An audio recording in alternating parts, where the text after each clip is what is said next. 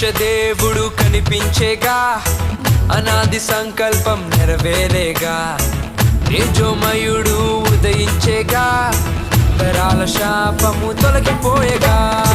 అదృశ్య దేవుడు కనిపించేగా, అనాది సంకల్పం నెరవేరేగా, తేజోమయుడు ఉదయించేగా, తరాల శాపము